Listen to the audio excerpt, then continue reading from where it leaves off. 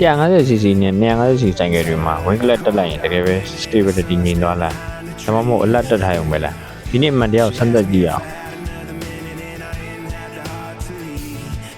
MotoGP ဘရင်ကြီးတွေမှာပါတဲ့ wing clutch ရဲ့အဓိကတာဝန်က downforce ထုတ်ပေးဖို့ပါပဲဒီရုပ်ဖိအားနဲ့ခြေဘင်းကိုမြေကြီးမှာကတ်ထားပေးပြီး high speed မှာဘိန်းကြွတာဝီလီဖြစ်ပြီးတော့တုံခါတာတွေကိုတက်တာစီတာပါဒါပေမဲ့သတိထားရမှာက aerodynamic နေရာမှာရဝဲလက်တစ်ခုကတယောက်တည်းတောင်းဆိုပေးနိုင်ဖို့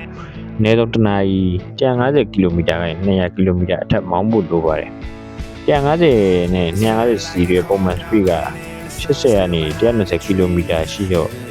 ဒီဝဲလက်သေးလေးတွေကရှေ့ဘင်းကိုကတ်သွားစေဖို့ဖိအားလုံးဝထုတ်မပေးနိုင်ပါဘူးအမှန်ကစမ်းသပ်ကြည့်တဲ့အခါ high speed ကိုယ်ဝင်ခြင်းဒါမှမဟုတ်လေပြင်းတိုက်တဲ့အချိန်မှာ stability တိကျတက်လာမှာမျိုးမရှိပါဘူး။ချို့ကြီးလွန်းတဲ့ aftermarket ဝင်းလက်ကြီးတွေကဒီတိုအား drag ပုံများပြီးတော့ top speed တောင်နည်းနည်းလျော့သွားနိုင်ပါတယ်။ဒါဆိုညီကုန်းချုပ်ရရင် small sport bike တွေမှာဝင်းလက်ဆိုတာ35%တော့ look and style တော့ဖြစ်ပြီး performance နဲ့ stability ဘိုင်းမှာတော့ဘာမှမထူးရပါဘူး။ဒီဆိုင်ကမှာတော့ဝင်းလက်တက်ထားလား။ကောမမှာပြောခဲ့အောင်နော်။အားလုံးပဲ ride safe